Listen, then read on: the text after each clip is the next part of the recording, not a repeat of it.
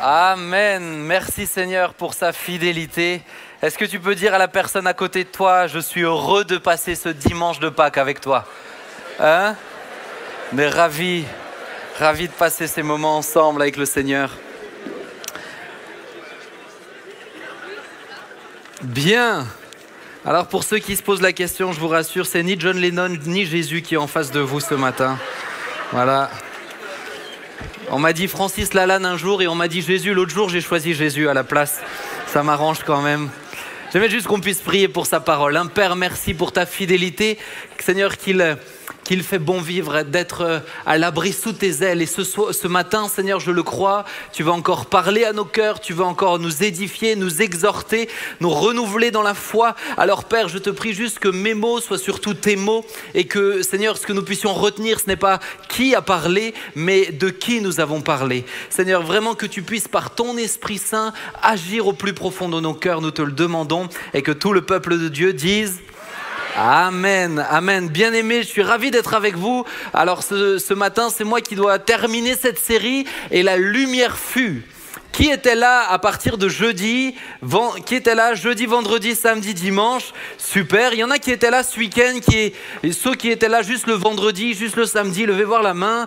Super, très bien les amis. Vous avez l'occasion encore d'écouter les prédications en replay sur YouTube. Je vous encourage vraiment à le faire. Je vous encourage à partager ces vidéos puisque je crois qu'elles peuvent vraiment faire du bien, à tous ceux que nous connaissons tout simplement. Et peut-être juste pour un petit résumé, vous le voyez ici, la lumière fut, et nous avons abordé jeudi face aux ténèbres du mal. Et la lumière fut face aux ténèbres du mal. Qui est heureux de savoir que Satan a été vaincu?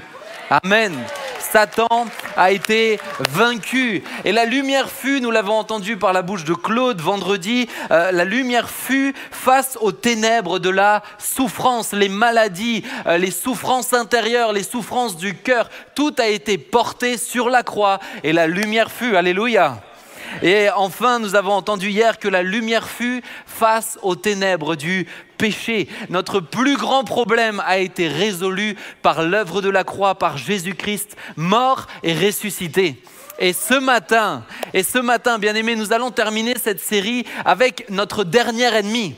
La Bible nous en parle comme notre dernier ennemi. 1 Corinthiens 15, verset 26. Le dernier ennemi qui sera détruit, c'est la mort. Notre dernier ennemi, c'est la mort, et la lumière fut face aux ténèbres de la mort. Amen.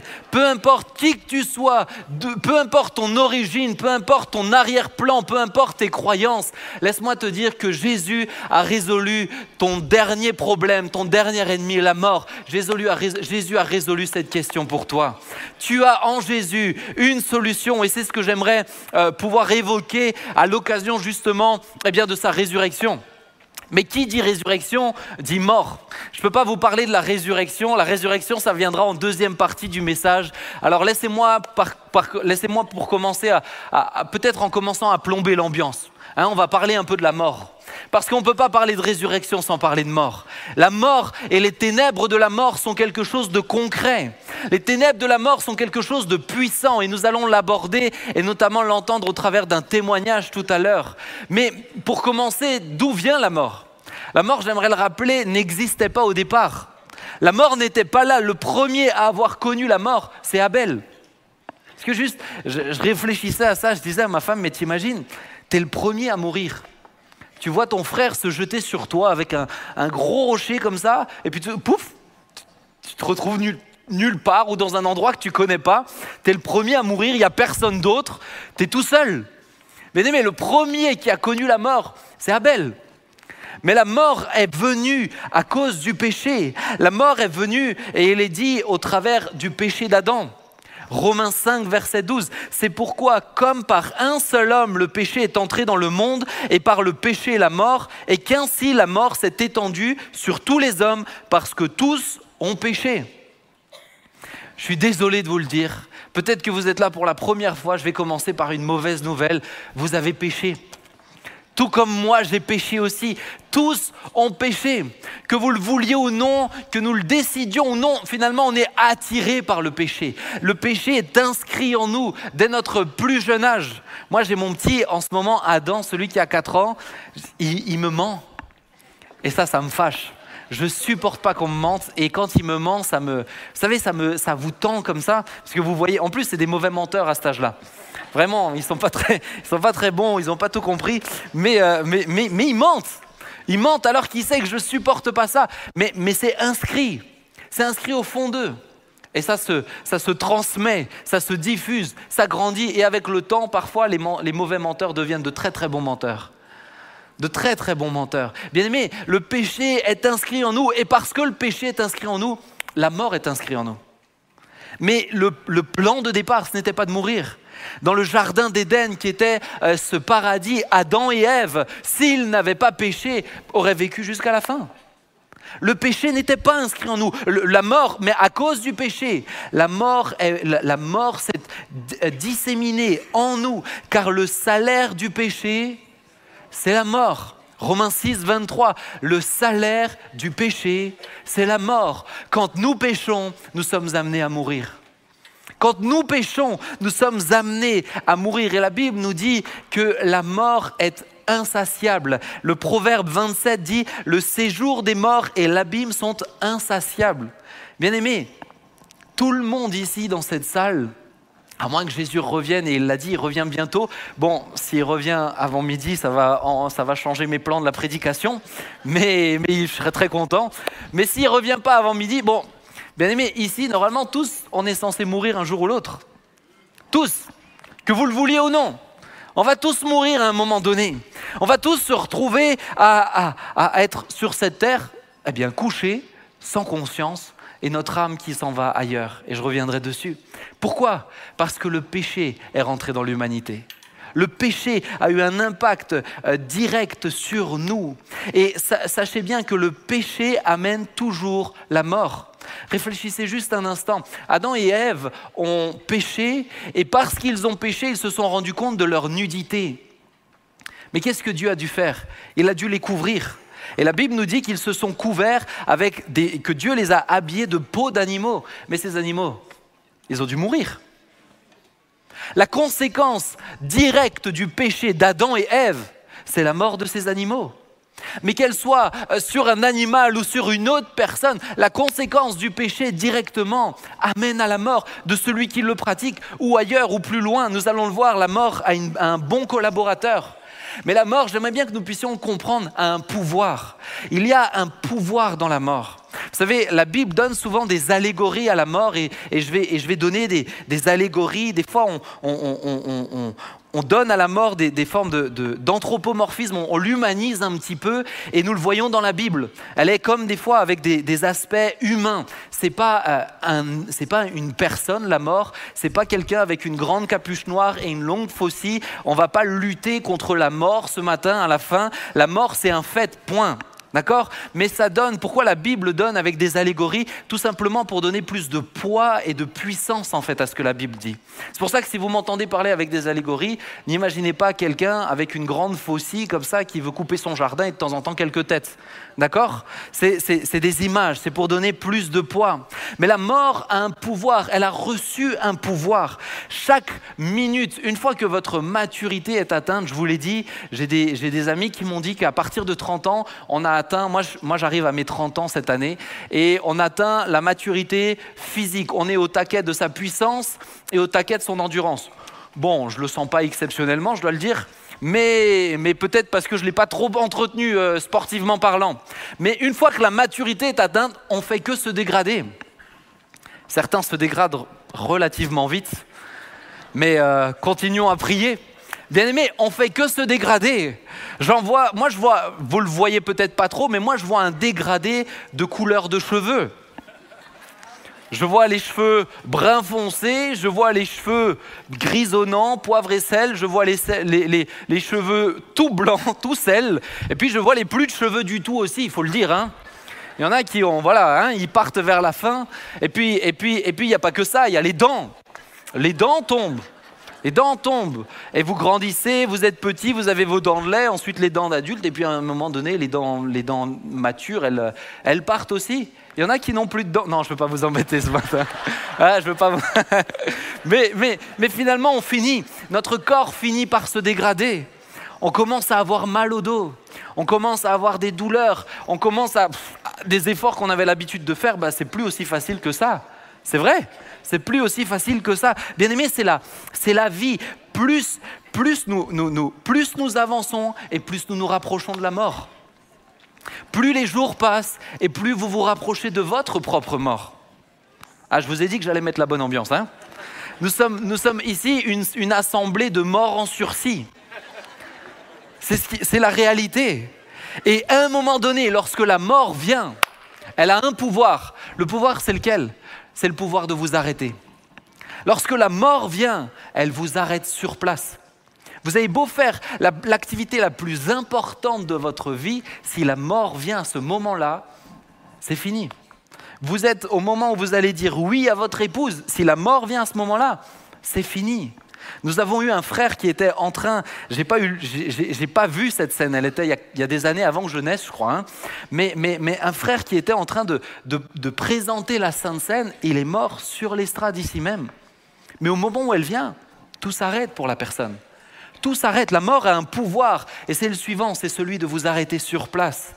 Toutes vos activités, tous vos projets, tous vos plans, toutes vos relations, tous vos biens, tout à ce moment-là n'a plus aucun sens, tout disparaît de vos yeux. Vous teniez plein de choses, vous avez l'impression de porter plein de choses, mais au moment où la mort vient, c'est fini.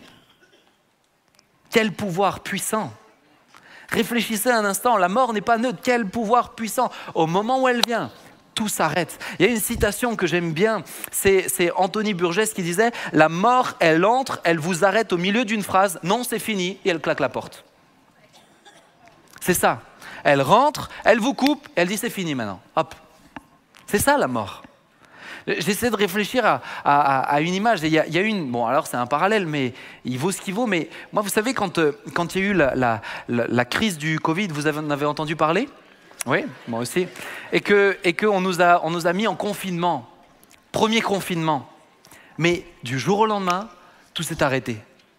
Tout s'est arrêté. Plus le droit de sortir, plus le droit de faire d'activités en dehors de notre maison, plus le droit d'entretenir des liens sociaux, plus le droit d'être en contact avec les gens. Il y avait tout complètement, littéralement, qui s'est arrêté. Et je me rappelle, les premiers jours, ça m'a fait extrêmement bizarre. Ça vous avait pas fait bizarre ? Moi, je me rappelle, je regardais mon agenda et j'étais en confinement, je regardais mon agenda, je me disais, ok, dans 2 heures, j'ai tel rendez-vous. Ah bah non, en fait, ça a annulé. Bah oui, j'ai plus le droit de sortir. C'est comme si mon cerveau n'avait pas compris que ça s'était arrêté. Il m'a fallu plusieurs jours pour comprendre. Benjamin, t'as beau faire ce que tu veux, il n'y a plus personne qui bouge là. Tout est arrêté. Du jour au lendemain, tout s'est arrêté. Eh bien, exactement de la même manière, du jour au lendemain, tout s'arrête pour vous lorsque vous mourrez. Tout. Rien ne reste. Et vous savez, je crois qu'il y a une forme d'inconscience quant à cette réalité. La mort est ainsi. Elle est directe, elle est sèche, elle vous prend en un instant. Bien aimé, je crois qu'il y a une forme d'inconscience. On a l'impression que la mort, c'est pour les anciens. Mais la mort, ça vient n'importe quand. La mort peut venir n'importe quand. Oui, certes, beaucoup mourront à cause de l'âge. Mais la mort peut venir n'importe quand. La mort peut venir tout à l'heure. La mort peut venir maintenant. Bien aimé, on est comme inconscient. J'ai l'impression des fois que la mort, elle est très loin de nous. J'aimerais vous dire, vous êtes au rez-de-chaussée, elle est au premier étage. Il lui suffit de descendre quelques marches et elle est là. Et ce n'est pas parce que vous ne l'entendez pas faire du bruit qu'elle n'est pas là. Moi, j'aime bien parler de mon Adam parce qu'il m'inspire beaucoup de choses, mais Adam, bon, il ne fait pas toujours beaucoup de bruit. Mais je vous assure que je ne l'oublie pas. Et vaut mieux pas que je l'oublie. Et des fois, la nuit, il nous fait un peu peur quand il se réveille. Des fois, ça lui arrive de se réveiller, et encore cette nuit, il l'a fait, et il fait un peu peur, je ne vous le cache pas, parce qu'il rentre dans notre chambre, il ne fait pas de bruit, puis quand il voit qu'on est trop lent, donc il se met comme ça au-dessus de notre lit. Vraiment, hein, je vous assure. En plus, j'ai ma petite rallonge électrique avec une toute petite lumière orange qui éclaire son visage vers le bas, comme ça. Et quand il est un peu long, comme ça, il fait « Papa ». Papa, ouais, il m'a déjà effrayé plus d'une fois. Mais bien aimé, même s'ils ne font pas de bruit, ils sont présents. La mort est présente. La mort est là. Et je crois qu'il y a une forme d'inconscience, même chez les chrétiens. Bien-aimés, vous tous qui êtes là, ne pensez pas que ce message ne vous est pas adressé, il est là pour vous aussi. Vous venez, vous aimez Dieu, vous levez les mains, mais est-ce que votre vie est consacrée pour le roi des rois? Parce que la mort, tôt ou tard, viendra. Il ne suffit pas de chauffer une chaise dans une église pour dire « mais moi j'ai porté du fruit ». Bien-aimé, votre vie peut s'arrêter du jour au lendemain. Est-ce qu'à la fin, Dieu vous retrouvera en train de faire une activité utile? Est-ce qu'à la fin, Dieu vous retrouvera en train de faire une activité utile? Vous savez, j'ai creusé un peu la question de la mort et bon, c'était pas une bonne ambiance quand j'ai fait cette prédication, je vous le cache pas, surtout la première partie, mais beaucoup de gens, beaucoup de philosophes, beaucoup de personnes ont réfléchi sur la mort. Et puis, il y a eu cette citation de Marc Aurèle qui disait « Voici la morale parfaite, vivre chaque jour comme si c'était le dernier, ne pas s'agiter, ne pas sommeiller, ne pas faire semblant. » Bien-aimés, lorsque vous êtes conscient de la réalité de votre propre mort, eh bien tout à coup votre vie prend beaucoup plus de saveur. Lorsque vous êtes conscient qu'à un moment donné, elle va s'arrêter, je vous assure que vous en profitez beaucoup plus. Et en général, ceux qui ont frôlé la mort, ceux qui lui ont fait la bise, eh bien ils reviennent transformés. Ils sont conscients qu'à un moment donné, ça s'arrêtera. Ils sont conscients qu'à un moment donné de leur vie, elle s'arrêtera du jour au lendemain. Alors à ce moment-là, on fait les choses essentielles. Alors à ce moment-là, on fait les choses qui ont du sens. C'est Sartre qui disait « Plus absurde est la vie, moins supportable est la mort ». Bien-aimés, si votre vie n'a pas de sens, vous ne supporterez pas votre mort. Vous ne supporterez pas, vous serez dans des regrets. Vous dites, mais il y a tellement de choses que je n'ai pas fait, tellement de choses que j'aurais pu entreprendre, tellement de choses que j'aurais pu donner. Là, je le laisse, je vais partir, ça va servir à rien. À rien. Bien-aimés, tellement de choses qu'on peut faire seulement dans la mesure où nous sommes conscients que la mort viendra. Les choses essentielles, je vous l'ai dit souvent, mais la moyenne en France, c'est 5 heures par jour, voire 8 heures chez les adolescents devant le téléphone, devant les écrans. Bien-aimés, les choses essentielles. Alors quand vous êtes conscient que la mort viendra, vous vous battrez pour les choses qui ont réellement du sens. Des fois, on peut se battre pour des choses, mais alors on se bat pour des choses qui ont vraiment du sens. Et puis les batailles qui ne sont pas nécessaires, on apprend à relativiser. Quand on est conscient de la mort, on investit dans les choses qui ont réellement du sens. On ne se dit pas, tiens, mais mon objectif de vie, c'est d'avoir une Rolex à 30 ans. Ça n'a pas de sens. Moi, je n'ai pas une Rolex, je lis très bien l'heure. Bien aimé, on lit très bien l'heure avec en Suisse, c'est les flic-flocs, je ne sais pas si vous connaissez. Mais on lit très bien l'heure. C'est quoi ces objectifs qui n'ont aucun sens? Vous n'êtes juste pas conscient de la valeur de votre propre vie. Et vous vous battez pour des choses futiles. Futiles. Notre société est construite sur ce modèle où on nous fait courir après des chimères jusqu'à notre propre mort pour oublier l'importance de notre propre vie. Pour oublier de nous questionner sur le sens de notre propre vie. Il suffit que vous questionnez sur le sens de votre propre vie et je vous assure qu'elle prend un tournant. Je vous assure qu'elle donne une autre saveur. À quoi sert ma vie? Quel est le but de cette vie? À un moment donné, elle finira par cesser. Suis-je prêt? Mais je vous l'ai dit, bien-aimé, la mort, vous êtes toujours avec moi ce matin? La mort a un collaborateur, un très bon collaborateur. C'est le diable. La mort collabore. Elle collabore avec le diable. Et le diable, bien-aimé, n'attend qu'une chose, c'est que vous mouriez. Et par pitié, mourrez plus vite. Plus vite vous mourrez, mieux ce sera pour lui. Quand vous êtes chrétien et que vous mourrez tôt, vous aurez l'occasion de porter moins de fruits. Quand vous êtes non chrétien et que vous mourrez, vous n'aurez pas l'occasion de choisir Jésus-Christ. Bien-aimé, la mort arrange Satan. La mort arrange Satan. Et si vous, chrétiens qui vivez une vie tiède, vous vous dites, bon, de toute façon, je vais au ciel, mais vous allez au ciel avec peu de fruits.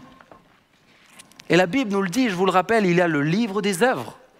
Il y a ce que vous aurez pu porter comme fruit sur terre. Si Dieu autorise votre départ et que vous ayez porté peu de fruits, il vous en tiendra responsable. Bien-aimé, un chrétien mort est un chrétien qui ne peut plus porter de fruits. Et un non-chrétien mort est une personne qui ne peut plus choisir Jésus. La mort arrange Satan. C'est pourquoi par moments nous pouvons avoir l'impression que la mort n'est pas juste au premier étage, la mort est à côté de nous. La mort peut venir des fois comme une ombre. On parle des ténèbres de la mort. Je peux vous assurer, je sais de quoi je parle. La mort peut être extrêmement ténébreuse. La mort peut venir sur vous et non, elle ne vous ôte pas la vie, mais elle peut vous faire sentir son poids. Elle peut vous faire sentir son propre poids. Et lorsque vous sentez le poids de la mort sur vous, vous avez l'impression que la vie est insupportable. La vie est insupportable. Aujourd'hui, nous parlons des ténèbres. Vous savez, les ténèbres de la mort peuvent venir chez n'importe qui. Ne pensez pas que parce que vous êtes chrétien, les ténèbres de la mort ne peuvent pas vous toucher. Elles peuvent venir également. Regardez les hommes de Dieu de la Bible. Quand vous lisez la Bible, on le retrouve. Un que j'aime particulièrement, c'est Élie. Si vous lisez 1 Roi, on va le lire ensemble, 1 Roi 19, du verset 1 au verset 4, regardez ce qu'il est dit. Élie qui est à ce moment-là et qui est dans la Bible l'un des plus grands prophètes de tous les temps, qui a fait descendre le feu du ciel, qui a fait des miracles extraordinaires, qui a été un porte-voix pour Dieu, pour tout un peuple, qui a changé la destinée de tout un peuple. Regardez ce qu'il dit à un moment donné. Akab rencontra la reine Jézabel. Akab raconta à la reine Jézabel tout ce qu'avait fait Élie et comment il avait fait périr par l'épée tous les prophètes de Baal. Alors Jézabel envoya un messager à Élie pour lui dire que les dieux me punissent très sévèrement si demain, à la même heure, je ne t'ai pas fait subir le sort que tu as infligé à chacun de ces prophètes. Élie prit peur et s'enfuit pour sauver sa vie. Il se rendit d'abord à Beersheba, dans les territoires de Juda, où il laissa son jeune serviteur. Puis, il s'enfonça dans le désert. Après avoir marché toute une journée, il s'assit à l'ombre d'un genêt, isolé, et demanda la mort. « C'en est trop, dit-il. Maintenant, Éternel, prends-moi la vie, car je ne vaux pas mieux que mes ancêtres. » Bien-aimés, lorsque Élie va dans le désert, ce n'est pas pour faire une promenade. On allait dans le désert pour y mourir. Élie avait ce poids de la mort à ce moment-là sur lui. Et tout le monde spirituel était en train d'observer cette scène. Et Satan observait cette scène, un Élie mort l'arrangeait. Et le poids, l'ombre de la mort reposait sur lui. Élie n'en pouvait plus. Élie ne supportait plus cette pression. Bien-aimés, peut-être que vous êtes dans des circonstances où vous avez le sentiment « je ne supporte plus, littéralement, physiquement, la pression qui est sur moi ». Et lorsque je vis, j'ai l'impression de porter tellement de pression. J'aimerais te dire, c'est le poids de la mort que tu es en train de sentir là. C'est le poids de la mort, c'est des pensées de mort qui viennent. C'est des pensées de suicide qui viennent. Et plus ces pensées prennent de la place, plus elles ont de poids, plus leur voix sonne fort. Vous savez, il y a ces pensées qui font un aller-retour et qui partent très vite. Mais il y a ces pensées qui sont comme si, moi des fois je l'illustre comme ça, comme si votre tête était un flipper et la pensée de mort était une balle qui faisait que rebondir à l'intérieur. Et vous avez l'impression qu'elle part, mais en fait non, elle fait que rebondir. Et elle revient sans cesse, elle revient et elle se pose sur vous. Bien-aimés, cela en devient, et je choisis volontairement ce terme, cela en devient obsédant. On n'arrive plus à ne plus penser à sa propre mort. On n'arrive plus à ne plus penser à ne pas sauter la vie. Et encore une fois, je vous l'ai dit, et pour la plupart, vous le savez, moi je suis passé par plusieurs tentatives de suicide où la mort était la solution. Et je me battais pour ne pas me prendre la vie. Je me battais pour ne pas, parce que l'ombre, les ténèbres épaisses de la mort étaient beaucoup plus fortes que n'importe quoi d'autre. Vous pouviez me parler, vous pouviez m'encourager, vous pouviez dire ce que vous voulez. Le poids que je ressentais sur mon âme était beaucoup plus fort à ce moment-là. Et alors ces ténèbres qui s'épaississent, eh bien, nous amènent à cette pensée. Et si je m'ôtais la vie? Et si je me suicidais? Aujourd'hui, c'est d'actualité, hein? Le suicide. Vous avez suivi un peu l'actualité. Aujourd'hui, c'est d'actualité. Bien-aimés, est-ce que je peux vous partager mon inquiétude quant à ces réflexions? On a romantisé le suicide. On l'a rendu poétique. Le suicide est devenu quelque chose de doux. J'aimerais vous dire que le suicide est quelque chose de violent. Extrêmement violent pour la personne qui le vit et pour la famille autour. Moi, j'ai dû être avec une famille le lendemain d'un jeune de 17 ans qui s'était suicidé. Je peux vous assurer que c'est violent. C'est violent. On a romantisé le suicide et aujourd'hui, on légifère pour savoir si on peut sauter la vie. La mort n'est pas un choix, la mort est un fait. On ne choisit pas la mort vient. La mort est un fait. Bien sûr, ici, je ne parle pas d'accompagner, je ne parle pas des accompagnements et des soins pour les personnes en fin de vie, qui sont eux-mêmes déjà en fin de vie. Pour que cette souffrance, et finalement, la mort était là, qu'on l'aide ou qu'on ne l'aide pas, cette personne, on n'est pas en train d'accepter qu'elle se suicide. Maintenant, il y a d'autres personnes qui ne veulent juste qu'en finir et un petit coup de main ne serait pas de refus. Je me rappelle de cette personne lorsque je travaillais en Suisse, 50 ans. Un homme qui avait 50 ans, il avait eu un accident de voiture de mémoire. Il était paralysé, mais sa tête allait bien, le haut du corps allait bien, il ne pouvait juste plus marcher. Et à 50 ans, un matin, je me rappelle, j'arrive et on me dit « Ah, ça y est », je ne dis pas le prénom, mais on va dire Alain. Alain est parti, aujourd'hui je dis « Mais il est parti où ?» Ça y est, il est parti. Vous savez qu'en Suisse, il y a ce qu'on appelle Exit, c'est ceux qui s'occupent justement du suicide assisté. Il est parti à Exit, on ne le reverra plus, c'est bon, c'est fini. Mais c'est d'une violence. C'est d'une violence. La mort n'est pas un choix. La mort est un fait. On ne devrait pas choisir sa mort. On ne devrait pas la choisir. On ne devrait pas choisir quand je vais mourir. On ne devrait pas choisir. Il y a une forme et je le pèse, parce qu'encore une fois, je sais ce que c'est d'avoir les pensées de suicide. Il y a une forme d'égoïsme à ce moment-là. Vous savez, un jour, j'ai eu une phrase qu'on m'a dit, je crois que papa, c'était toi qui me l'avais dit, mais quand j'étais profondément suicidaire et que j'aimais Jésus, il m'a dit « T'as donné ta vie à Jésus, tu n'as pas le droit de la reprendre. Donner c'est donner, reprendre c'est voler. » Mais vous savez, ça peut pas, c'est une phrase toute bête, hein. Mais oui, tu as fait ce que tu as pu. Mais elle a résonné en moi. Elle a résonné en moi. Moi, chrétien, moi, disciple de Christ, je lui ai donné ma vie, peu importe le poids de la mort sur moi, je n'ai pas le droit de la reprendre. Aujourd'hui, bien-aimés, on romantise ça. On amène ça avec des notions plus douces. Vous savez, aider quelqu'un au suicide, c'est comme lui enlever... Je dirais pour moi qui a accompagné beaucoup de personnes suicidaires et qui aussi a frôlé tout ça, il y a différentes étapes qui sont très importantes, différents caps à passer pour passer à l'acte. Mais quand on ôte à quelqu'un la peur de la souffrance, quand on ôte à quelqu'un la peur de l'incompréhension auprès de la famille, c'est comme si vous achetiez le pistolet, vous achetiez les balles, vous chargez le pistolet, vous le posez sur la table, vous le mettez à côté de lui et vous dites... Oh, nous, on est fautifs de rien, par contre. Hein. Mais vous lui donnez tous les moyens pour passer à l'acte. Tous les moyens. Si ici, je demandais, qui a déjà eu, je ne vais pas vous demander de lever la main, mais qui a déjà eu des pensées de suicide? Mais je le sais, énormément de personnes lèveraient la main. Pourquoi? Parce qu'en tant qu'être humain, nous avons des fois des moments de fragilité. Et tout le monde peut avoir à un moment donné ce temps de fragilité, ou alors nous nous retrouvons à dire pour peut-être, parce que là c'est vraiment dur. Et là vraiment ça me ferait du bien de me dire on arrête tout.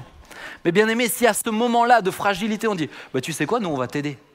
Mais il se trouve dans 6 mois, mon ami, tu sautes comme un cabri, tu es heureux de vivre. Mais tu t'es pas laissé ces 6 mois. Mais non, c'est pas une bonne option. C'est pas une bonne option le suicide assisté. Ce n'est pas une bonne option d'encourager les gens à mourir. Parce qu'à la fin, encore une fois, à la fin, la mort a un pouvoir. Et n'oubliez pas, quelqu'un est bien content si vous passez à l'acte. Quelqu'un est bien content. Ne mettez jamais de côté le monde spirituel dans vos réflexions. Vos pensées ne sont pas neutres. Vos pensées ne sont pas neutres. Il peut y avoir ces puissances spirituelles qui vous diraient peut-être que c'est une bonne solution quand même. Mais pourquoi ils vous le disent? Parce que ça les arrange. Bien aimé, ça les arrange. J'aimerais que Marie-Claire puisse se préparer, monter sur l'estrade. On va entendre un témoignage ce matin, mais j'aimerais le rappeler. Si vous êtes dans l'illusion que, ça vous aide, vous vous trompez totalement. Parce que peut-être que votre vie sur terre s'arrête, mais votre âme, elle, continue.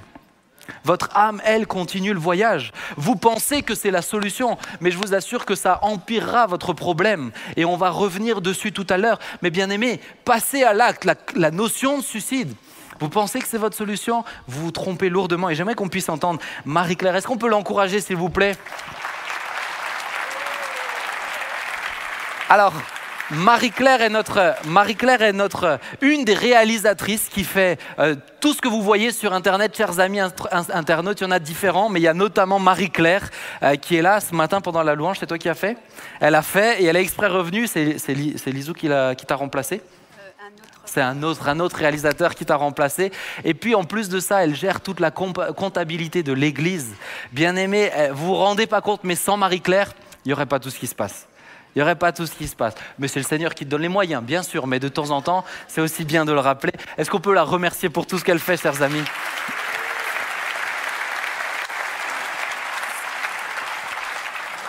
Alors, Marie-Claire, je vais t'aider un petit peu en te posant un peu les questions. Mais aujourd'hui, voilà, tu es pas vieille. Mais quand tu étais plus jeune, tu as voulu te prendre la vie. Et j'aimerais que tu puisses nous raconter un petit peu ce moment. J'aimerais qu'on puisse comprendre réellement, bien aimé, ce qui se passe après. D'accord? Et on va écouter ensemble Marie-Claire. Qu'est-ce qui s'est passé? Dis-nous, pourquoi tu as voulu te prendre la vie? Alors, c'est arrivé à mes 16 ans. Donc, j'avais décidé de ne plus vivre et de mettre fin à mes jours. Mais la raison principale était parce que je ne me sentais pas du tout aimée. J'en étais arrivée à un point où je pensais vraiment que j'étais une mauvaise personne parce que sinon on m'aimerait. Parlons un peu de mon histoire. C'est à la séparation de mes parents, j'ai pas supporté et ça a été la source de cauchemars qui ont hanté longtemps mes nuits. Et le seul remède était les somnifères pour apaiser mes angoisses. Et il faut dire que j'hurlais de peur la nuit et mes cris empêchaient plutôt les autres de dormir. Mais je me rappelle pas beaucoup de mon enfance parce que je prenais beaucoup de somnifères, surtout quand j'allais pas bien. Ça me permettait d'oublier. Donc ma petite enfance, il me reste que quelques flashs de mon papa. Alors la jolie chemise qu'il m'a offerte à mon anniversaire, cette image où il m'apprenait à plier le linge, mais aussi à l'attendre la nuit dans la voiture alors qu'il était au bar, le soir de Noël où il est rentré complètement saoul. Et il y a ce qu'on m'a dit, que c'était un alcoolique, qu'il était violent, qu'il a dit qu'il a pris ma femme, donc en parlant de ma maman, il n'a qu'à s'occuper de mes enfants. Et il nous a abandonnés. Et je ne l'ai pas revu depuis l'âge de 5-6 ans, du tout. Et donc, de fil en aiguille, on m'avait dit aussi que j'étais sa chouchou. Mais bon, bien sûr, il n'était plus là. Et j'étais perdue, un sentiment toujours plus croissant d'un mal d'amour. On nous a placés et ma grand-mère a obtenu la garde et ça a été quelques années de répit pendant la primaire où elle nous a appris le respect, surtout la charité. Mais elle manquait énormément d'affection. Elle ne savait pas en donner parce qu'elle-même, elle était à l'orphelinat. Et puis, les années collège, je suis retournée chez ma maman avec en prime un beau-père qui aimait bien les petites filles. L'affaire a éclaté quand ma maman nous a dit qu'elle allait se marier avec lui. Mais là encore, elle ne pouvait pas y croire et il ne fallait surtout pas que ça se sache. Donc le silence était la solution. À l'adolescence, l'espoir d'être aimée, et voilà mon premier amour, mais lui aussi me rejette. Et pour moi, ça a été la déferlante. Et je suis impressionnée. Bref, ça a été la déferlante et il faut dire que la tristesse se lisait sur mon visage et la froideur était mon apparence. Donc je pouvais comprendre qu'on me laisse tomber. Et j'avais sans cesse ces mots qui circulaient dans ma tête ou que l'on m'a dit quand je faisais des bêtises. Tu finiras comme ton père, tu n'arriveras à rien. De toute façon, tu es tellement froide, qui voudrait de toi? Et pour moi, c'était une évidence. Il fallait mettre un terme à cette souffrance et la mort, pour moi, était la solution. Je me suis adressée à ce Dieu si lointain parce que malgré ma grand-mère nous a enseigné dans la religion catholique, mais pour moi, Dieu était loin et il ne répondait pas. Et je lui ai dit, si tu existais vraiment, tu m'aurais aidé. Mais à l'évidence, tu n'existes pas. Et puis la mort est devenue ma seule solution. Et pour moi, il n'y avait de toute façon rien après la mort. Je pris donc un tube de Valium, un tube de Temesta. Je me suis allongée et m'endormis sans laisser aucun autre message. Et là, voilà. À ce moment-là, justement, pour comprendre, parce que là, c'est tout ce que j'ai dit jusqu'au moment de la mort. Ouais. Mais on a l'impression que tout s'arrête. Qu'est-ce qui s'est passé? Toi, tu es tombé dans le coma. Alors, surprise, je me retrouve sortie de mon corps. Je voyais mon corps allongé, là, mon corps inerte. Je ne comprenais pas ce qui se passait. Le temps n'avait plus Enfin, le temps n'existait plus, la douleur n'existait pas. J'étais là juste à observer mon corps. Et ma maman s'est rendue compte qu'il se passait quelque chose. Elle a appelé le secours. L'ambulance est venue. On a transporté mon corps. Alors, chose incroyable, il y avait comme quelque chose qui me reliait à mon corps. Et je me suis retrouvée... C'est-à-dire, toi, tu le voyais du dessus? Voilà, du dessus. Et tu te voyais suivre ton corps? Et je me voyais couchée sur le brancard. Et là, tout d'un coup, tout a commencé à s'assombrir. Je ne comprenais pas trop ce qui se passait. Et j'entends juste le médecin qui dit « Arrête, arrête, elle va nous claquer entre les mains. » Et là, j'avais quitté donc, la réalité. Et j'ai commencé à être plongée dans une masse noire. Franchement, il n'y avait plus de lumière, plus aucune source de lumière. C'était un noir intense. Et je descendais, je descendais, je descendais. Et d'un coup, j'ai commencé à sentir des présences, mais pas des présences bonnes. Et plus je descendais, plus ces présences étaient là. La peur a commencé à m'envahir. J'ai commencé à crier, à dire non, mais je ne veux pas aller à cet endroit-là. Et je savais que si je touchais le fond, c'était là que j'irais. J'étais perdue. Et je me suis mis à appeler ma famille. Rien ne se passait, rien ne s'est passé. Et à ce moment-là, j'ai crié à Dieu. Je ne sais pas pourquoi. Moi qui pensais qu'il n'existait pas. J'ai crié à lui et j'ai dit « Pardon, je ne veux plus mourir ». Et je me suis réveillée dans mon corps, à l'hôpital. Sans vie, le goût de vivre était parti. J'étais comme un légume et c'est venu petit à petit, c'est revenu. Donc tu es revenu dans ton corps, tu as eu ce sentiment d'être... comme anesthésié émotionnellement, il n'y avait plus rien, c'était fini. C'est dur à expliquer, vraiment. Je comprends bien. Mais est-ce qu'ensuite, tu as qu'est-ce qui s'est passé ensuite? Parce qu'aujourd'hui, on te voit, enfin pour ceux qui te connaissent, elle n'est pas anesthésiée d'émotion, je vous rassure. Qu'est-ce qui s'est passé ensuite? Est-ce que ça t'a laissé indemne, cette histoire? Alors, moi, je pensais que parce que j'avais pris beaucoup de médicaments, que j'avais complètement déliré, donc j'ai pas vraiment réalisé. Voilà. Bon, pour moi, c'était un cauchemar. C'est resté comme un cauchemar. Il a fallu que je rencontre une autre personne qui a jamais rien pris, qui avait fait un accident de moto et qui avait vu la même chose que moi pour que j'ai réalisé que cela était vraiment une réalité. Et c'est quelque chose qu'on n'oublie pas. Et quand j'ai pu retourner au lycée, là, une personne m'a témoigné simplement de Jésus, qu'il avait guéri. Bon, je ne me suis pas trop arrêtée là-dessus, mais là où ça m'avait frappée, c'est qu'elle m'a dit « Tu sais, tu peux lui parler, il va te répondre. » Et je ne sais pas pourquoi, au fond de moi, je l'ai cru. Et j'avais qu'une hâte, c'était de rentrer et de parler à ce Jésus. Et c'est ce que j'ai fait. Et alors là, je ne vous dis pas, je lui ai dit tout ce que j'avais sur le cœur. Et je me suis dit, il va me parler. Ben non. Vous savez quoi? Il a fait mieux. J'ai été visitée de la tête aux pieds par quelque chose de très fort. Alors, moi, je dis que je me suis sentie aimée. Mais l'autre fois, j'ai trouvé vraiment le terme exact. Je me suis sentie aimée dans mon entier. Et là, ça a été le commencement d'une nouvelle vie. Pas facile, mais il a été là avec toi. Voilà, là, ça a été ma première rencontre. Amen. Est-ce qu'on peut rendre gloire à Dieu? Merci beaucoup, Marie. Merci beaucoup pour ton courage. Amen. Amen. Bien-aimé, ce que Marie-Claire nous dit est quelque chose d'extrêmement important. Moi, je sais que j'ai vécu une expérience qui ressemblait à celle-ci lorsque j'étais malade, où je faisais des arrêts respiratoires. Et eu notamment une fois où je me suis vraiment arrêté de respirer, où on a commencé à devoir me faire du bouche à bouche. Et je me suis vu au-dessus de mon corps comme ça.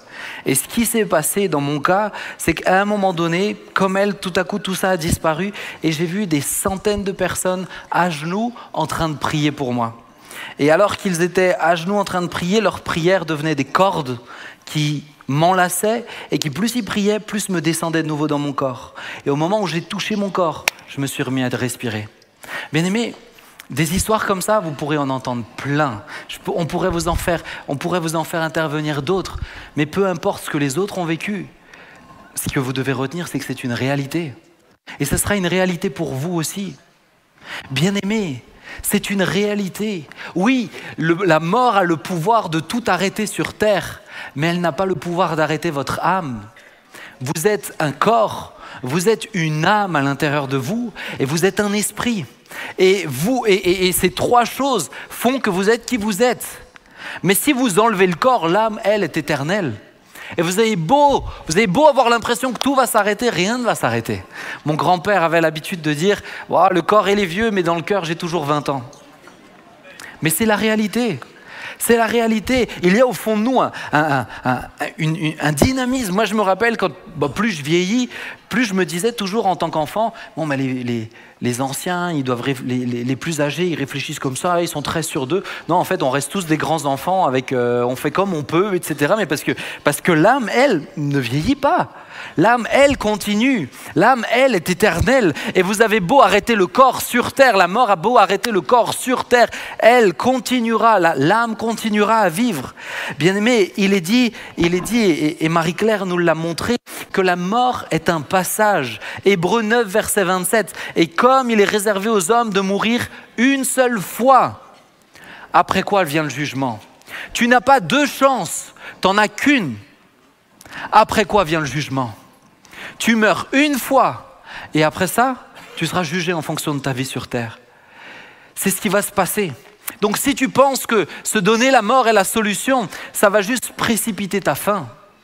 Ça va juste te précipiter dans un deuxième problème beaucoup plus conséquent. Mais la mort n'est qu'un passage. La mort n'est qu'un passage. C'est un chemin qui t'amène vers quelque part. Quand tu pars d'un endroit, c'est forcément pour aller ailleurs. On est d'accord? Si je pars de chez moi, c'est pas pour rester chez moi, ça n'a pas de sens. On part d'un endroit, c'est pour aller ailleurs. Quand tu pars de la terre, c'est pour aller ailleurs. Si la mort est un passage, quand tu pars en prenant le passage de la mort, tu iras ailleurs. Mais ce ailleurs est une réalité. Ce ailleurs n'est pas le néant. Ce ailleurs n'est pas ôté de toute conscience. Tu seras bien conscient, tu sais qui tu seras, mais tu seras dans un endroit où peut-être tu ne voudras pas. Bien-aimé, la mort est un passage et elle t'amène vers un endroit, si tu n'as pas choisi Christ, que je ne te souhaite pas. Pourquoi la mort est ton dernier ennemi ? Pourquoi la mort est ton dernier ennemi ? Bien parce que comme je vous l'ai dit tout à l'heure, elle collabore avec Satan. Et si tu n'as pas trouvé en Jésus la solution, eh bien elle va t'amener dans le jugement. Et comme je vous l'ai dit, nous sommes tous pécheurs. Et papa l'a dit hier soir, sans Jésus qui nous lave de nos péchés, nous sommes fautifs. Le jugement sera vite fait. Nous sommes fautifs. Mais nous sommes tous... vous voyez, Analia... Non, on est content Thibaut. On est content. Quel beau papa. Franchement, il est mignon comme papa. Hein, il est chou. Mais bien aimé, la mort va te précipiter dans ce jugement. Vous savez que la Bible en parle comme la seconde mort. Elle donne l'image d'un étang de feu dans lequel vous serez jetés. Regardez ce que Marie-Claire a dit. Marie-Claire a donné cette sensation d'un endroit ténébreux, lugubre, froid, angoissant, malsain. Bien-aimés, avez-vous envie de vous retrouver dans ce lieu-là ? Avez-vous envie d'être plongé là-dedans pour l'éternité ? Vous savez, là aussi, l'être humain est malin. Il a romantisé l'enfer. Il l'a rendu comme quelque chose de doux. Ah, il y aura moi, j'ai déjà entendu des folies. Hein. Ah, il y aura les plus grandes stars là-bas. Ça va jouer du rock. Ah, il y aura les plus belles filles. On a juste l'impression que le seul problème, c'est qu'il fasse un peu chaud. Mais je ne vous souhaite pas d'être dans cet endroit. Tu as juste l'impression que tu auras quelques sueurs, tu seras en short, t-shirt, et puis voilà, tu vas t'amuser avec les démons, etc. Non, vous allez tous souffrir pour l'éternité. Si tu ne choisis pas Jésus, je peux te le garantir, tu souffriras pour l'éternité. Et si tu penses que ta vie sur terre a été difficile, mais ta vie là-bas sera beaucoup plus difficile, ta seconde mort sera beaucoup plus violente. Tes souffrances physiques, tes souffrances morales, tes souffrances psychiques, tout sera exacerbé. Et tu seras dans ce tourment permanent. Tu ne dormiras pas pour penser que ça ira mieux pendant ton sommeil, non. Tu continueras sans cesse et sans cesse et sans cesse de souffrir. Et on a l'impression qu'il y aura une hiérarchie et puis il y aura les démons qui auront le droit avec leur petite fourche de vous piquer. Eux, ils seront contents. Tout le monde sera précipité au même endroit. Il n'y a pas de hiérarchie. Ils souffriront autant que vous. Satan souffrira autant dans la géhenne que n'importe qui d'autre. Bien-aimés, la Bible nous dit que Satan, avec ses anges, seront plongés dedans. Et que ensuite, tous ceux qui n'auront malheureusement pas choisi Christ durant leur vie sur terre n'auront pas d'autre choix. S'ils refusent Jésus ici, ils le refuseront au ciel. Bien-aimés, c'est cette réalité de laquelle je vous parle de tout cœur. Écoutez Dieu vous parler ce matin, parce que vous ne savez pas si vous vivrez encore cet après-midi. Sortez de l'illusion d'un néant. Le néant n'existe pas après. Soyez conscients de cette réalité qui nous touchera tous. Je vous l'ai dit, la mort est un passage. La mort est un passage, mais comme nous l'avons célébré ce matin et nous le rappelons, Jésus-Christ a vaincu la mort. Jésus-Christ a vaincu la mort, bien-aimé. Alors si peut-être ce matin tu sens le poids de la mort et le poids des abîmes, j'aimerais te donner la solution. Je ne veux pas te laisser partir comme ça quand même. J'aimerais te donner la solution. La mort peut être ténébreuse, mais je vous l'ai dit, c'est à cause de notre péché que nous sommes contaminés par la mort. Jésus, lui, n'a jamais péché. Jésus, lui, puisqu'il n'a jamais péché, n'aurait jamais dû mourir. C'est pourquoi la Bible nous dit qu'il a donné sa vie. Personne ne la lui prend, il la donne volontairement. C'est un choix de sa part. Il la donne comme un cadeau. Comme quelqu'un pourrait te donner les clés de sa superbe voiture si quelqu'un veut me les... Je suis là. Mais comme quelqu'un te donne un cadeau, il donne sa propre vie comme un cadeau. Mais un cadeau, tu as le droit de le refuser. Mais pourquoi on ne peut pas lui la prendre? Mais parce que simplement il n'a jamais péché. Et comme il n'a jamais péché, la mort n'a aucun pouvoir sur lui. La mort n'a aucun pouvoir. Je trouve ça extraordinaire. Je trouve ça magnifique. La mort n'a aucun pouvoir, mais il choisit d'y plonger tête baissée pour nous. Bien-aimé, il choisit de plonger tête baissée dans la notion de mort pour nous. Il n'en avait aucunement besoin. Mais il y va. Et il meurt. Et pendant 3 jours, il sait ce que ça veut dire. 3 jours, il connaît ce que c'est que d'être dans la mort. 3 jours. Mais à un moment donné, la mort elle-même ne tient plus. À un moment donné, cette puissance de vie, cette lumière jaillissante elle-même ne fait que la mort va imploser. Elle a digéré quelqu'un qui est beaucoup plus fort qu'elle, bien-aimé. La mort ne peut pas tenir face à Jésus. Il est dit, acte 2, verset 24, Dieu l'a ressuscité en le délivrant des liens de la mort parce qu'il n'était pas possible qu'il fût retenu par elle. Est-ce que tu peux acclamer le roi? Il n'est pas possible. Il n'est pas possible que la mort tienne notre roi. C'est impossible. C'est pourquoi notre dernier ennemi a été vaincu. Au bout de 3 jours, l'Esprit de Dieu vient et ramène Jésus à la vie. Au bout de 3 jours, cette mort qui pensait avoir gagné, Satan et l'enfer qui pensaient avoir gagné se rendent compte de leur terrible erreur et ils ont eux-mêmes joué. La Bible nous dit que le diable fait une œuvre qui le trompe et ils ont eux-mêmes joué le plan que Dieu avait prévu. Ils ont joué la partition sans être au courant qu'ils avaient un instrument. Bien-aimés, Satan et la mort ont été vaincus par la mort et la résurrection de Jésus-Christ. Et j'aimerais vous lire ce verset qui m'a fait tellement de bien. J'ai lu tellement de fois dans cette prédication. Jésus qui dit dans Acte 1, verset 18, « Je suis le premier et le dernier ». Est-ce qu'on peut me l'afficher, s'il vous plaît? Apocalypse 1, verset 18, excuse-moi. Apocalypse 1, verset 18, « Je suis le premier et le dernier et le vivant. J'étais mort et voici je suis vivant au siècle des siècles. Je tiens les clés de la mort et du séjour des morts. Le trousseau a changé de propriétaire. C'est Jésus qui tient les clés de la mort et du séjour des morts. Alors aujourd'hui, si aujourd'hui tu choisis Jésus, si aujourd'hui tu es en Jésus, peu importe l'épaisseur des ténèbres de la mort sur toi, écoute bien, tu n'es plus condamné à aller en enfer.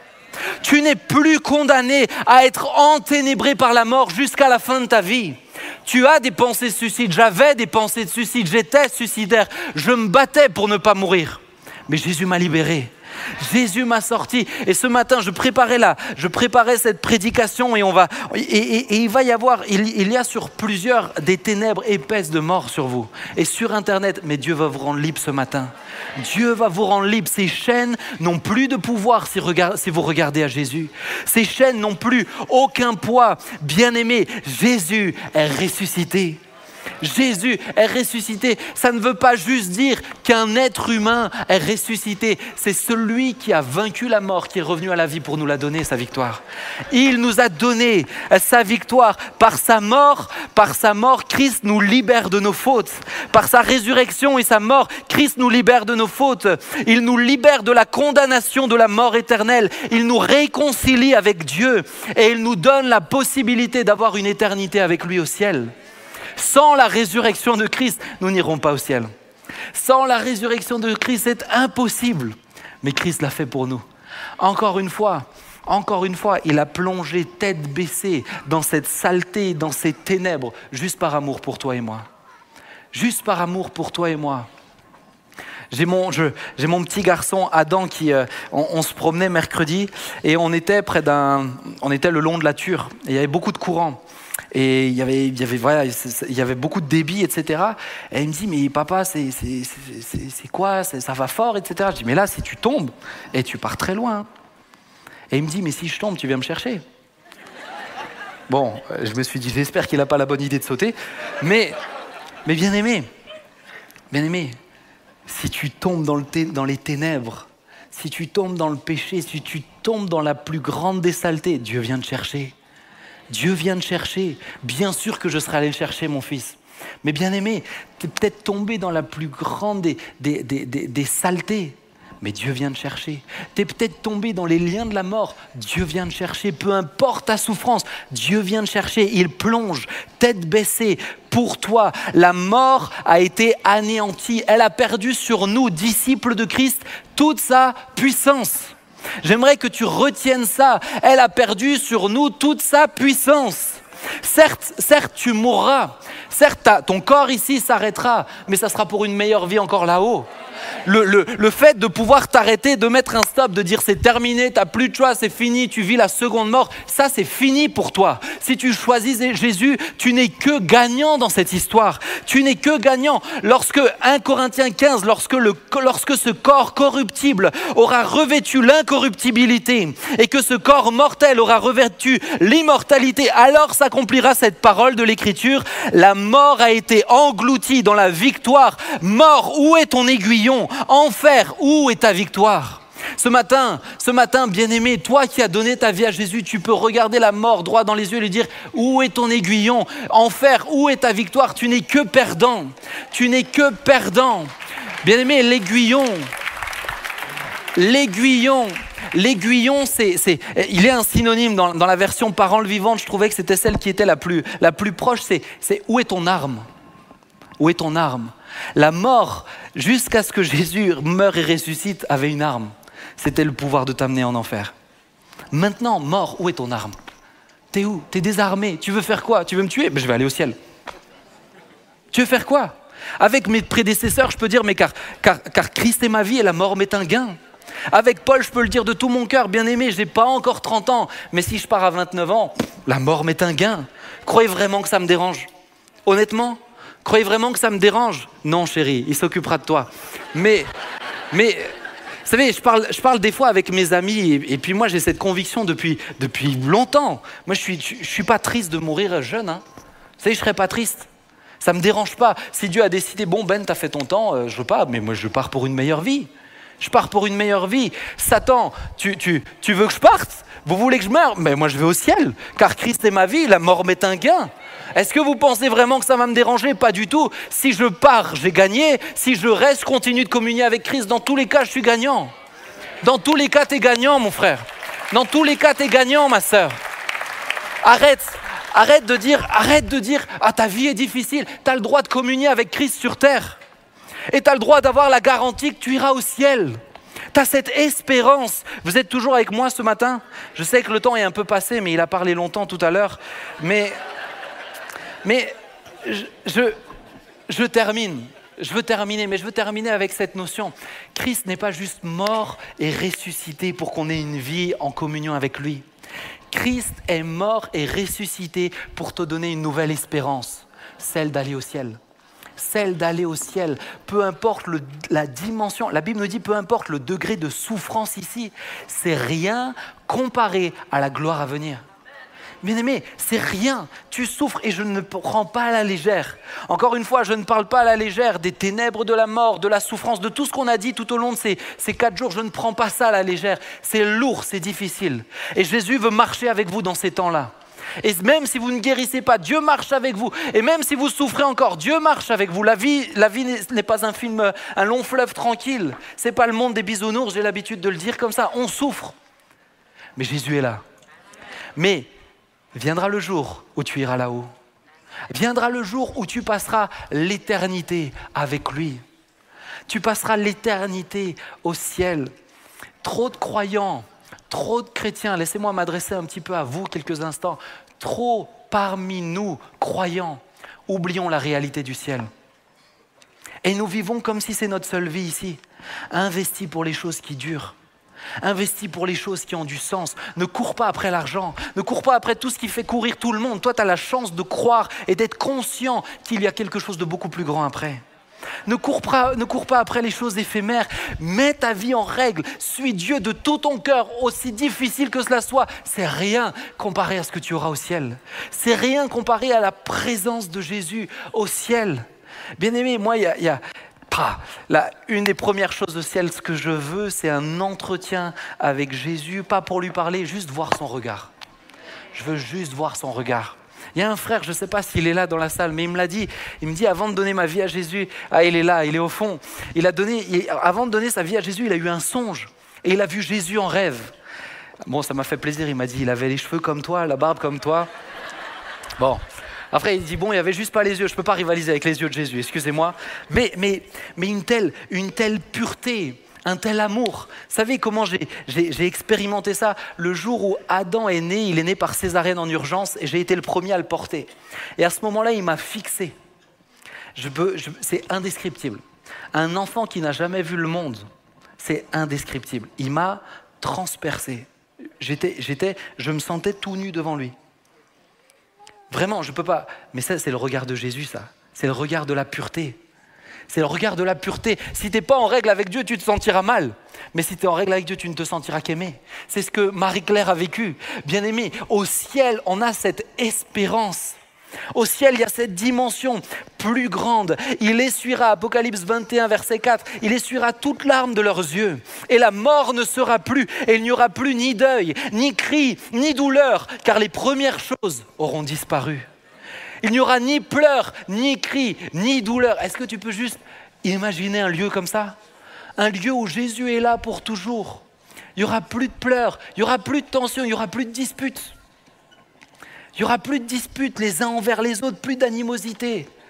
Il y aura peut-être des taquineries, mais elles seront que sanctifiées. Et moi, je le crois, on ne va pas s'ennuyer. Vous savez, on ne sera pas comme des petits anges tout joufflus comme ça sur un nuage avec une petite harpe. Déjà, l'harpe, c'est joli, mais bon, à un moment donné. Mais non, on va découvrir de nouvelles choses. La Bible dit, et nous le savons, que ce que nous voyons sur terre est un aperçu de ce qu'il y aura là-haut. Est-ce que vous avez vu toute la créativité que Dieu a mis en œuvre pour ici-bas? Pourquoi à 80 ans? Vous ne croyez pas qu'il a mis beaucoup de créativité là-haut? Moi, je suis émerveillé par la création. Je suis abonné à la lettre de nouvelles de la NASA. Moi, je vous ai dit, j'aime l'espace. Mais pourquoi? Parce que ça m'émerveille. Aujourd'hui, la technologie fait qu'on a des photos et des vidéos d'une autre planète. Bien aimé, encore cette semaine, je regardais une tempête de sable sur Mars. Attends, Dieu crée des tempêtes de sable sur une planète où ça fait quelques temps, ça fait 1 an en fait qu'on est en train de les observer. Mais par amour pour nous émerveiller, il fait des choses extraordinaires ici-bas. Tu penses vraiment pas que ça sera beau là-haut? Bien aimé, c'est comme si je regarde une photo de l'Himalaya. C'est incomparable avec le fait d'être sur son sommet. C'est incomparable. Tu penses que tu es attaché à ta vie sur Terre ici, mais c'est incomparable ce que tu vivras là-haut. C'est incomparable.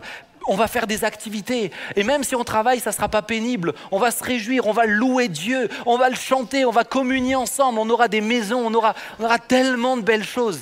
Mais surtout, il y aura l'amour et la présence de Dieu partout, tout le temps. Nous serons pleinement dans le royaume de Dieu pour l'éternité, bien-aimés. Pour toujours. Pour toujours. Pendant que Joël joue tranquillement, pendant que l'équipe s'installe, vous savez... Je vous ai parlé de grand-père et on l'a souvent dit, mais mon grand-père avait un pied sur terre et un pied dans le ciel. Dès le moment où il avait fait cette expérience, où il a failli y rester, il avait un pied sur terre et un pied dans le ciel. Et le plus dur, c'est toujours pour ceux qui restent. Il nous manque. Je sais qu'il manque à ma grand-mère. Mais lui, aujourd'hui, il loue Dieu. Il loue Dieu. Aujourd'hui, je peux vous le raconter. Il n'aimait pas trop en parler, mais aujourd'hui, je peux vous le raconter. Quand il avait fait cette expérience, il disait, vous savez, je veux pas rajouter des choses, etc. Mais il disait, mais à un moment donné, je me suis retrouvé comme au ciel. Et il y avait une douceur qui émanait là. Quand je voulais aller à un endroit, il suffisait que j'y pense, et j'y étais. Et une des choses qui me touchait le plus, c'est qu'il disait, mais je voyais des oiseaux, incomparables avec les oiseaux d'aujourd'hui. Et quand ils volaient, leurs ailes, quand elles bougeaient comme ça, en fonction de l'inclinaison, la couleur des ailes changeait en même temps. Il était pas trop à l'aise parce qu'il disait, mais je veux pas dire que c'est ça le ciel. Il dit, mais ça c'est... Et il dit, mais j'ai lu plein de livres où des gens racontent la même chose. Bien aimé, le ciel, ça va être merveilleux. Ça va être merveilleux. Tu sais, c'est comme quand tu penses à tes vacances. Vacances en général, c'est une bonne nouvelle, hein. Et là, tu es dans ton travail, tu dis, encore 7 mois, encore 8 mois. Hé, les vacances, elles arrivent bientôt. Râle pas. Tu as la joie de porter du fruit sur terre. Les vacances, elles arrivent bientôt. La retraite pour l'éternité, elle est bientôt. Elle n'est pas à 64 ans pour nous, disciples de Christ.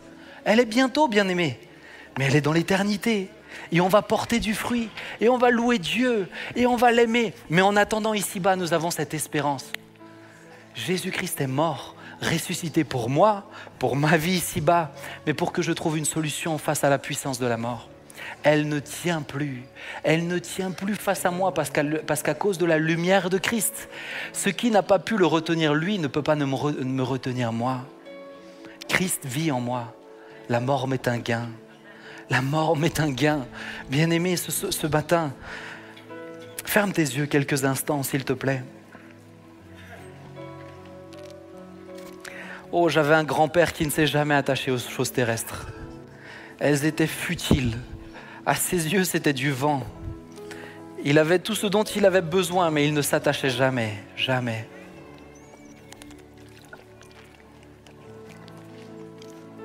Le monde cherche à ce que tu te décentres de ce qui est le plus important. Le plus important, c'est la question de l'éternité pour toi. C'est cette partie-là qui sera la plus longue. Le monde cherche à ce que tu te décentres. Satan cherche à te faire oublier cette réalité. Et tu vois la mort comme une rencontre lointaine. Tu ne sais pas. Tu ne sais pas. Ta mort ne t'appartient pas. La mort ne t'appartient pas.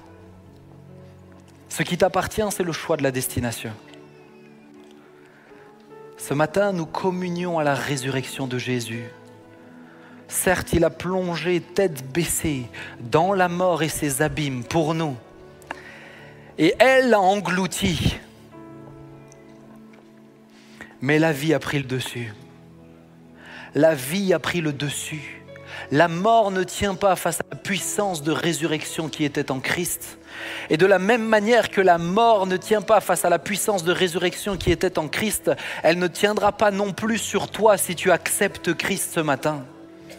Mon ami, je voudrais m'adresser à tous ceux qui sont dans ce lieu et sur Internet. Il y a des chrétiens, il y a des non-chrétiens.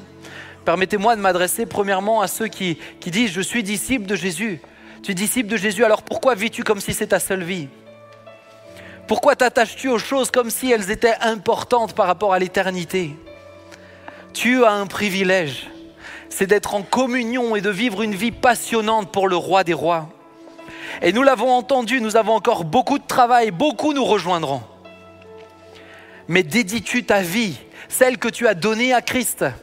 Oh, tu n'es pas obligé de la reprendre en t'ôtant la vie. Donner c'est donner, reprendre c'est voler. Tu as donné ta vie à Christ, tu as dit fais-en ce que tu veux. Et aujourd'hui tu as repris les rênes. Tu as l'occasion de revenir sur cette décision ce matin. Tu as l'occasion de réellement porter du fruit et ne pas te retrouver nu là-haut. Porte du fruit. N'aie pas le regret de dire « Ah, quand j'étais jeune, j'aurais pu faire tellement de choses. » N'aie pas le regret. Plus absurde est la vie, plus difficile est la mort, moins supportable est la mort. N'aie pas ce regret-là. Mais toi qui n'es pas croyant, permets-moi de te poser la question. Es-tu en paix face à la question de la mort ? Es-tu en paix ? Il n'y a pas le néant après. Tu ne cesses pas juste d'exister. Il y a une autre étape.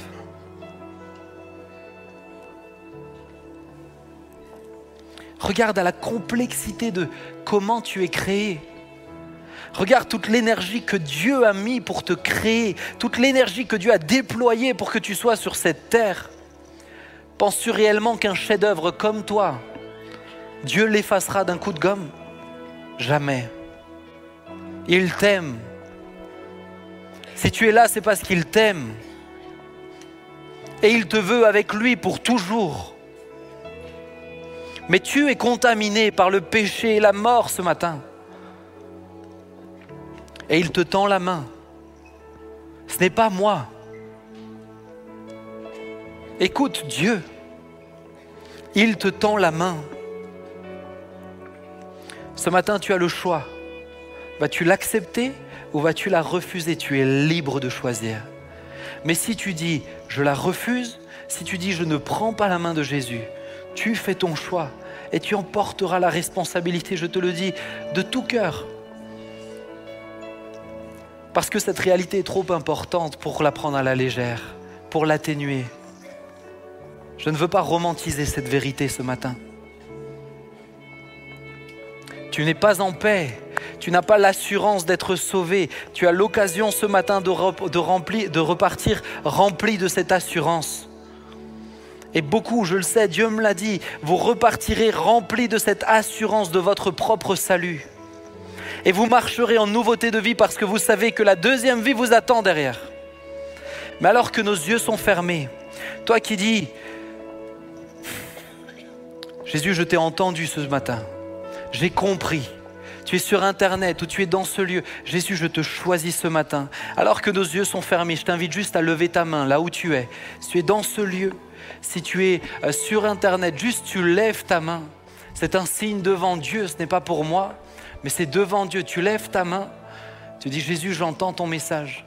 Tu es sur Internet, tu le montres. Oui, le Seigneur te voit, toi qui es là sur ma gauche.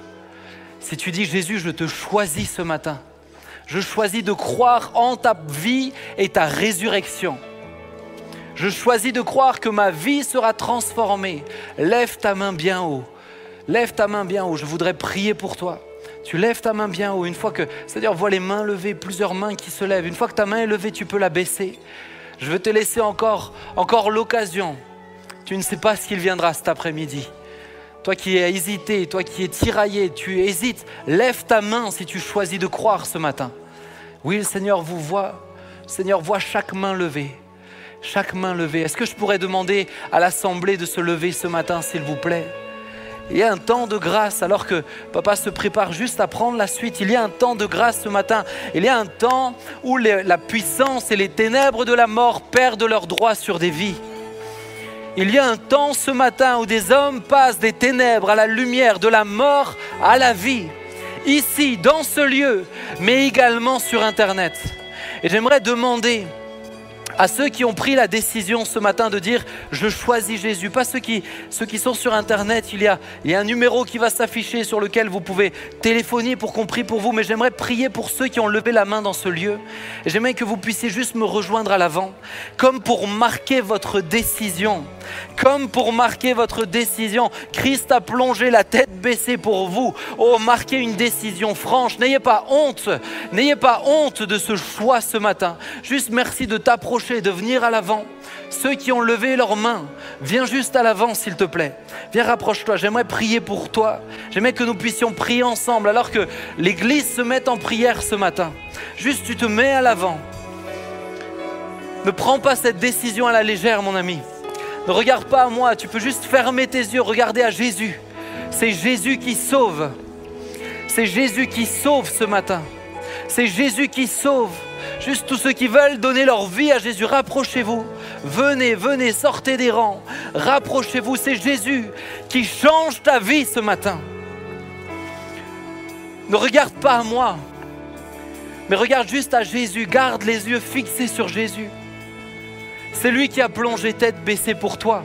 Que tu sois jeune ou vieux, que tu te sentes sale ou propre, tu avais besoin de lui. Oh, Jésus est là.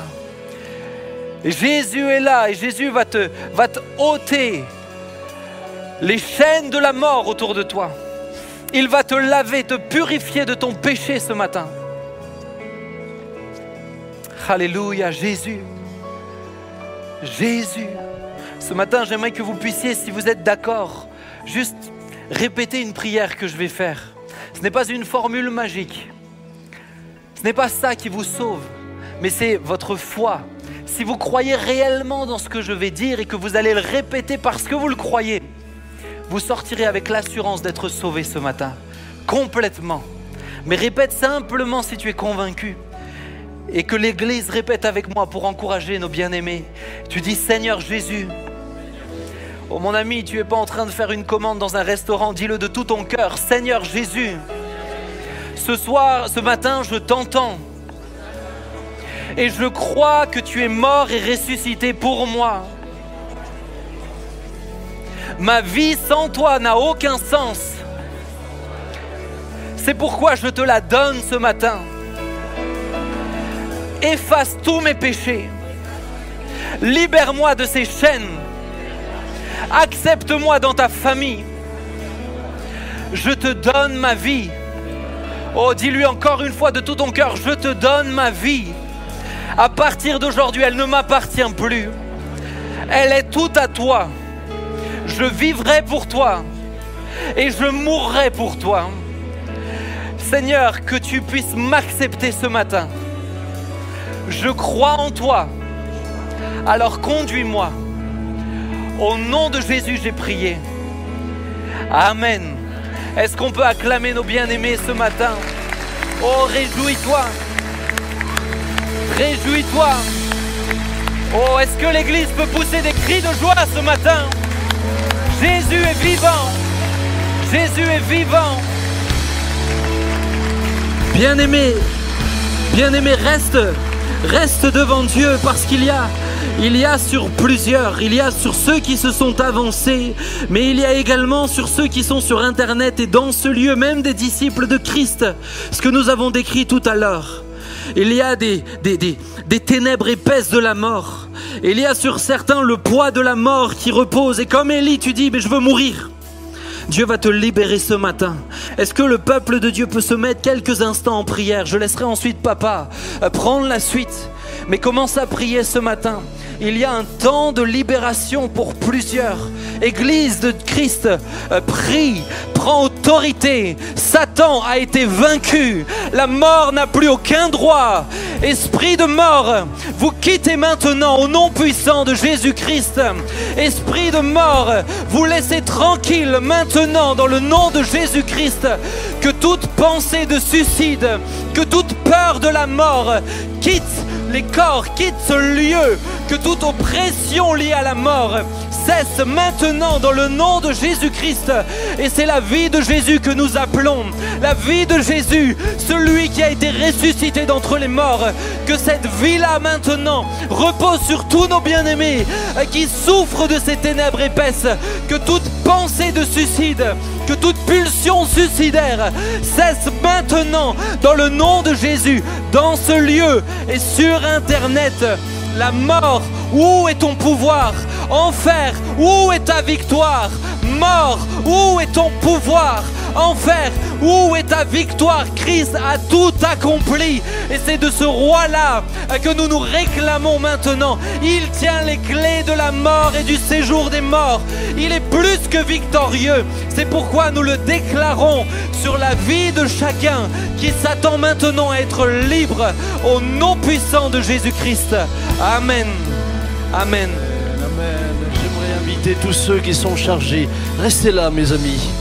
J'aimerais inviter tous ceux qui sont chargés de prier avec les bien-aimés. Approchez-vous et commencez à prier pour eux. Pendant ce temps, on va simplement chanter dans la joie quand le soleil m'inonde. Dans la joie quand le soleil m'inonde. Tous ceux qui sont chargés de prier, merci de vous approcher.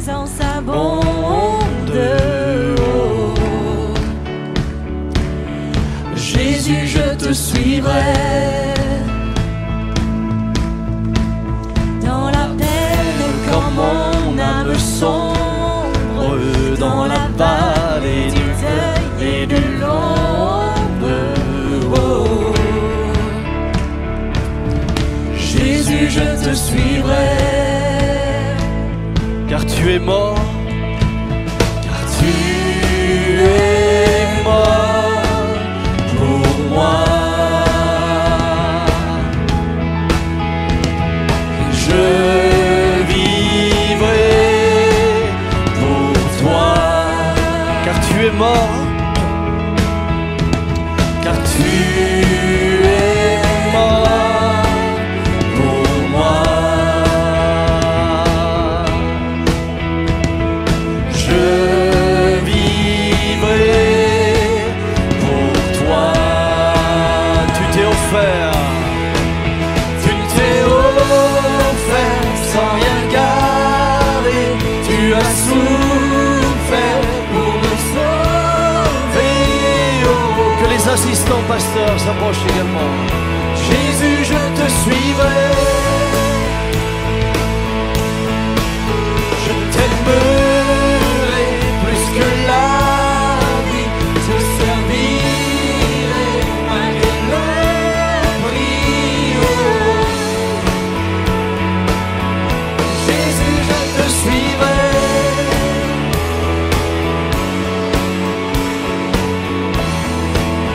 Confiant. Confiant quand ma foi est profonde, dans le doute quand ma peine semble fondre. Jésus, je te suivrai. Car tu es mort. Car tu es mort pour moi. Je vivrai pour toi. Car tu es mort pour moi. Car tu es mort pour moi. Je vivrai pour toi. Tu t'es offert sans rien garder. Tu as souffert pour me sauver.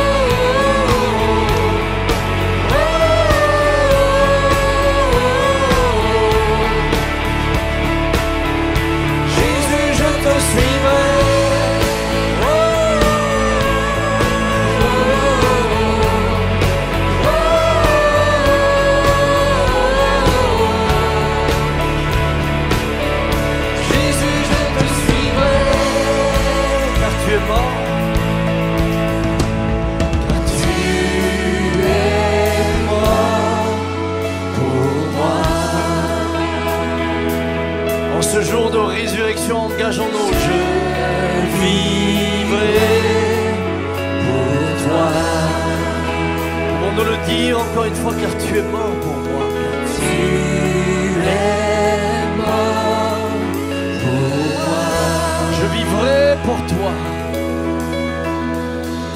Je vivrai pour toi. Tu t'es offert sans rien garder. Tu as souffert pour me sauver.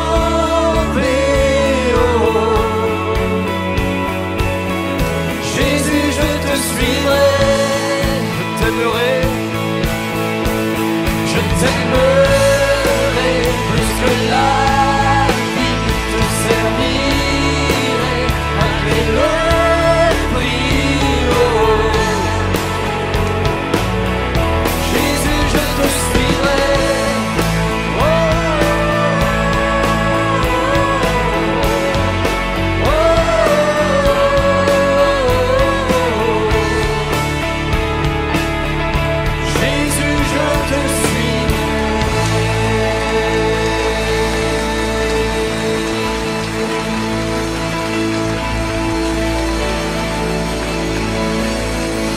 Est-ce que ce n'est pas extraordinaire quand des hommes passent de la mort à la vie, de la puissance de Satan à Dieu, des ténèbres à la lumière?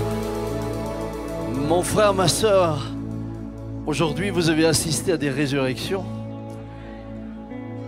Ils sont passés de la mort à la vie. Ils ne connaîtront plus qu'une mort, celle qui est naturelle et celle qui finalement n'est qu'un déménagement. Nous allons déménager ailleurs un jour. Et vous savez ce qui est formidable? Vous n'aurez pas de frais de transport. Vous serez enlevé en sa présence. Je le dirai jamais assez, voir mon père partir, assister à son départ dans la paix, dans la joie, dans l'espérance. Alors qu'il était là, on voyait qu'il était déjà là-bas. Et certainement la plus belle des choses que j'ai eu le droit de voir et le plus beau cadeau que Dieu ait pu me donner. Ma femme me dit parfois, tu sais, je pensais que le départ de ton père allait te laisser un grand vide. Et je peux vous dire aujourd'hui, sincèrement, mon père ne me manque pas. Parce que lorsqu'il est parti, j'ai eu une telle consolation. C'est comme si son départ était une guérison intérieure pour moi. J'ai beaucoup pleuré au moment où il est parti, beaucoup pleuré jusqu'aux obsèques. Et maintenant, c'était comme le relais est passé, continue, et nous nous donnons rendez-vous là-bas. Mes amis, c'est extraordinaire, nous avons rendez-vous là-bas. Nous nous reverrons. Que le nom du Seigneur soit béni, que le nom du Seigneur soit glorifié. Je bénis Dieu pour cette Pâque. Et je bénis Dieu pour le message. Est-ce que vous vous réjouissez pour le message de ce matin? J'ai trouvé que c'était tellement bon, tellement riche, tellement encourageant. Moi, en étant assis là, en l'écoutant, je me suis dit, mais waouh, si c'était cet après-midi, Seigneur, qu'est-ce que ça serait beau. Ne le dites pas, ma femme, elle n'est pas là, ne le dites pas. Mais qu'est-ce que ce serait beau. Que le nom du Seigneur soit béni. On va terminer encore une fois par le petit chant, là, le chant que vous aviez tout à l'heure, qui était joyeux, là. On en avait 8. Vous en aviez 8. Amstram, gram, piqué, collé, gram, bourré. Voilà, c'est celui-là, tu vois, je savais. Allez-y. On termine ensemble. Est-ce qu'on fait la fête pour terminer? Dis à ton voisin, je me réjouis de te voir bientôt au ciel. Et bientôt, c'est peut-être dans 50 ans, pour d'autres dans 1 heure, j'en sais rien. Pour d'autres dans 80, mais c'est bientôt, c'est court. Chantons le nom de Jésus. Chers amis, bon et majestueux, Seigneur, sur toute la terre. Son nom est fort et puissant, ton nom est glorieux et grand. En lui nous sommes sauvés. Le nom de Jésus, plus haut que tous les noms. Roi des rois, aucun nom n'est comme le sien. Le nom de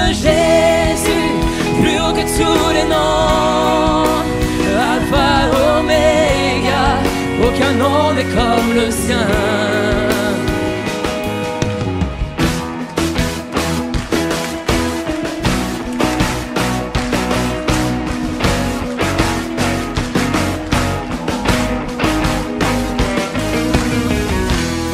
Ton nom est comme un doux parfum déversé sur mon âme, sur mon âme.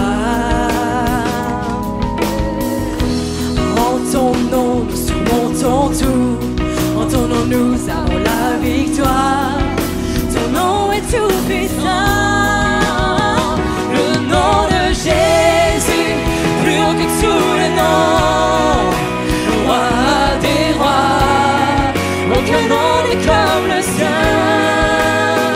Le nom de Jésus, plus haut que tous les noms, Alpha, Oméga, aucun nom n'est comme le sien.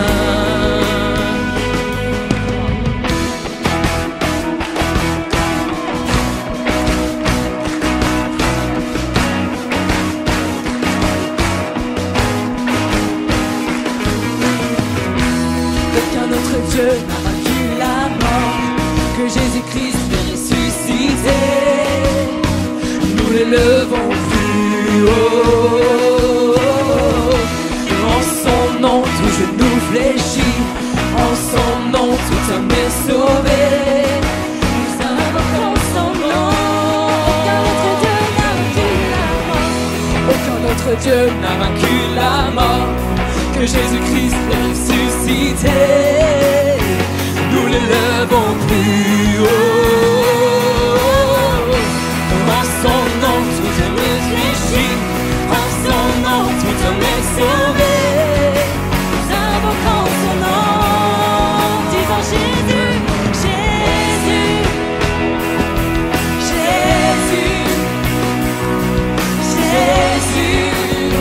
Oh, Jésus, Jésus, Jésus, Jésus. Oh, Jésus, le nom de Jésus, plus haut que tous les noms, roi des rois, aucun nom n'est comme le sien. Le nom de Jésus, plus haut que tous les noms, Alpha, Oméga, aucun nom n'est comme le sien.